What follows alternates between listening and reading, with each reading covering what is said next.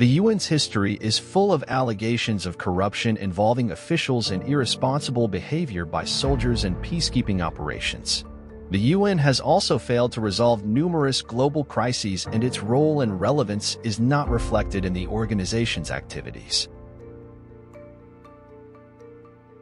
For decades, the UN has tried to portray itself as a virtuous world healer, an honest and accountable actor and influencer. However, there are many flaws in its activities and agendas, and the UN's views on the state of the world and solutions to problems are similar to those of the Trilateral Commission and the technocrats. There is a need to understand the driving forces behind the UN and its nature as a global actor and the main agent of the New World Order. The United Nations and the World Economic Forum work closely together to define goals and a world order. It is no coincidence that several UN Secretaries General belong to the World Economic Forum.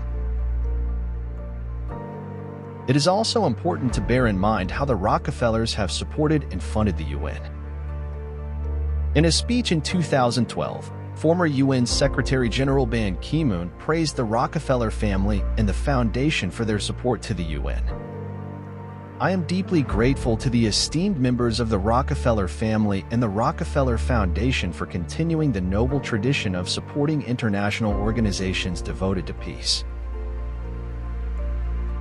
The Rockefeller family has lived up to this conviction, providing immense support for the League of Nations and the United Nations over the years. I personally want to thank the Rockefeller family for my own office and the entire United Nations campus on the east side of Manhattan. These numerous examples over the years show how closely these familiar globalists have worked and are working together.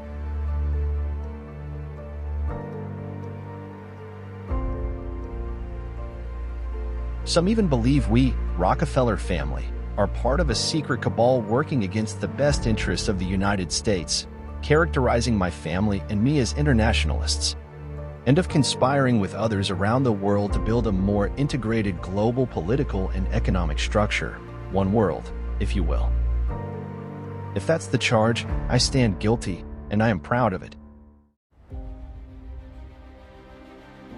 The UN's declaration, vision, and goals in relation to the 2030 Agenda are completely absurd, irrelevant, and only cause great economic harm.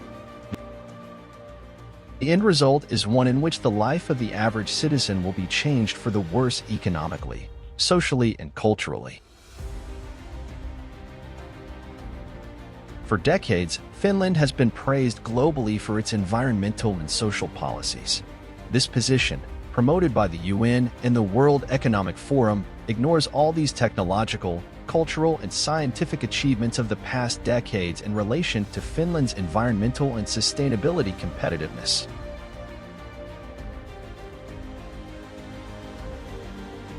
Why are these achievements not taken into account? It is as if the intention is to start from scratch with new rules and new models that have nothing to do with everyday reality and practicality. Finland is going backwards in development, starting from scratch on things that have nothing to do with Finland and spending huge resources on things that are completely pointless. Examples of Finland's downsizing in relation to the 2030 Agenda are numerous: peat phase-out and fossil fuel phase-out, forest restoration, fishing restrictions, the woke phenomenon, promoting migration, development aid, etc.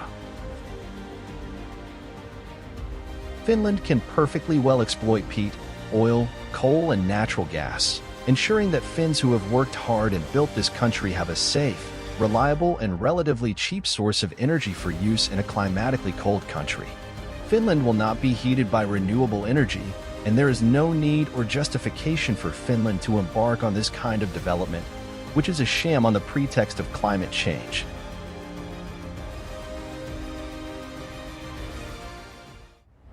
Other examples of harmful trends driven by the UN include the ubiquitous woke phenomenon. Woke is particularly harmful and dangerous because it redefines the starting point and requires citizens to abandon scientific and logical thinking, whereas the whole of society is based on a scientific worldview. No one has asked the Finns what they think about the views on woke. These phenomena have been fed to the people by politicians, officials, the media, and universities.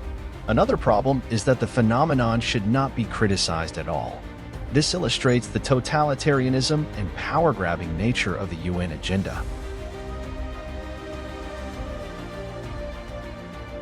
The UN Agenda 2030 mentions the promotion of proactive migration, yet another phenomenon that is economically, socially, and culturally damaging, especially to the extent that immigration is being pushed by these globalist forces.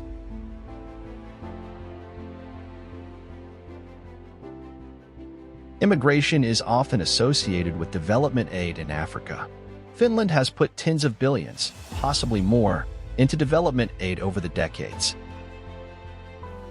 It is common knowledge that aid does not work. Scientists and academics have been saying this for years, but the message is not being received. It is as if aid is an obsession, something that cannot be controlled.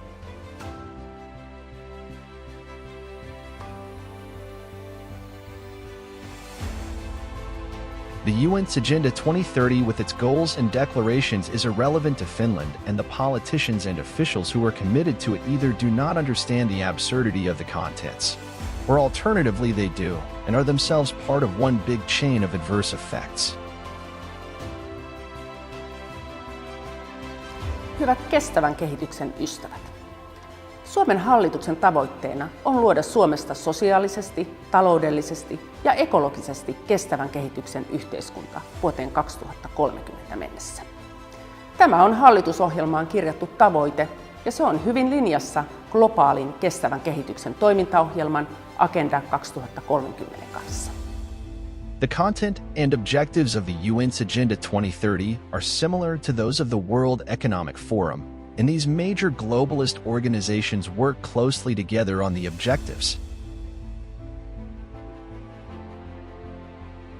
The whole Agenda 2030 ideology is completely divorced from the everyday reality and concrete issues. Its focus is either on developing countries or on global world improvement, a subject on which Western nation-states have spent huge amounts of resources for decades without achieving any concrete results.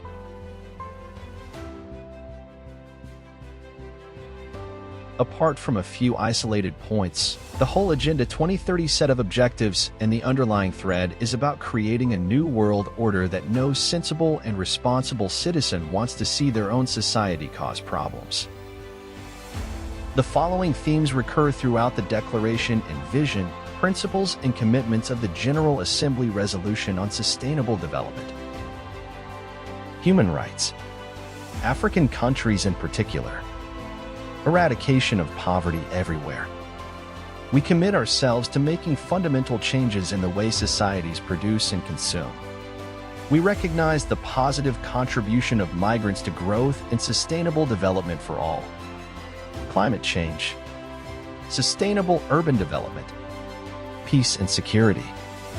Intercultural understanding. The partnership works in a spirit of global solidarity, especially for the poorest and most disadvantaged. It enables effective global commitment to the implementation of all the goals and sub-goals.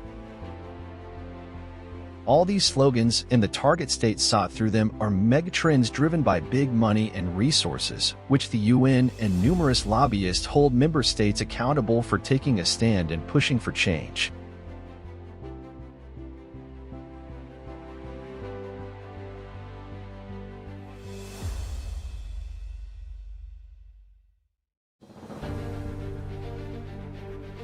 The UN has increased power and relationships with people, companies, and whole countries.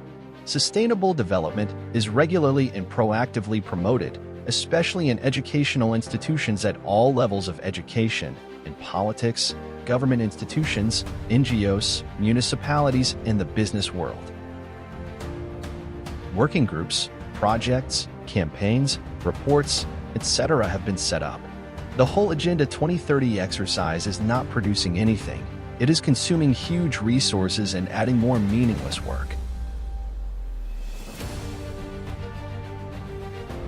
It is important to highlight the financial costs that the UN goals have cost Finland over the years.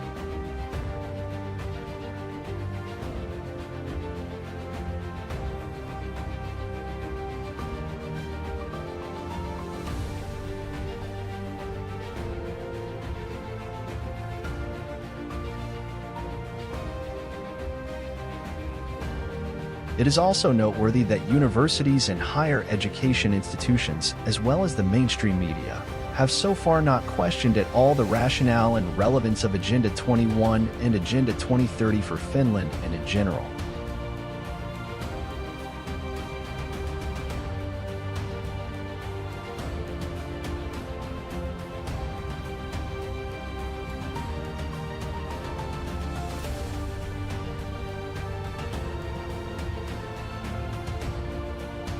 In schools, responsibility and sustainable development content has been well received by principals, planners, teachers, and education managers. There is a lack of courage to discuss the factors influencing PISA results or students' disruptive behavior, although the link between the woke world pursued by UN Agenda 2030 and the underperformance of schools is striking. In many cases, in schools and businesses as well as in politics, agitators do not understand the background of the UN and have not heard of UN corruption and scandals. But the goals and declaration of Agenda 2030 easily demonstrate the irrationality and scale of this megaproject. Companies, cities, schools, governments, government agencies, etc. report on their sustainability performance and how much they are committed to promoting responsible development. Today, everyone should be committed to global issues and to changing societies in terms of values, attitudes, and behavior towards global partnership and equality, even if these issues are in no way based on science and logic.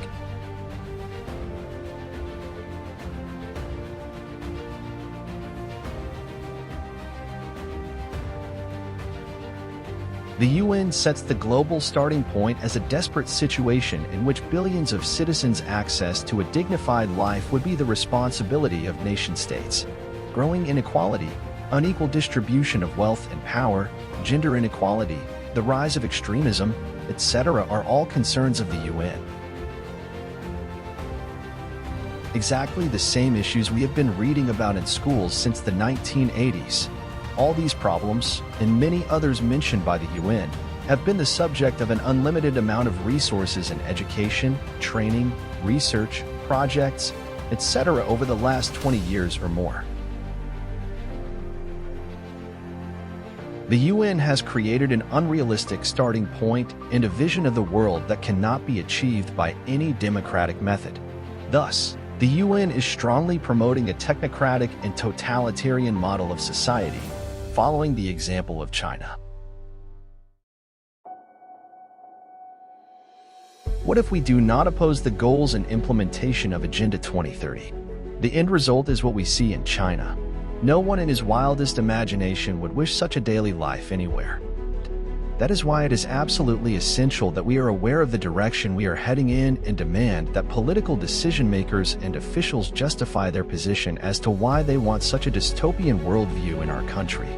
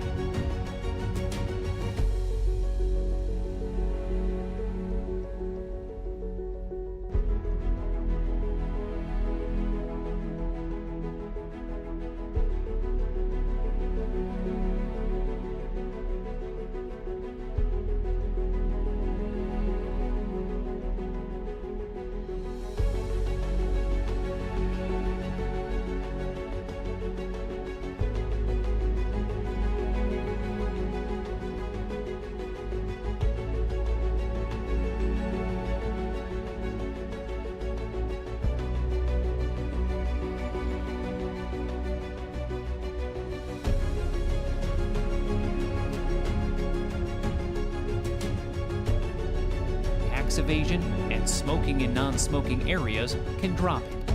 If a score gets too low, a person can be banned from buying plane and train tickets, real estate, cars, and even high-speed internet.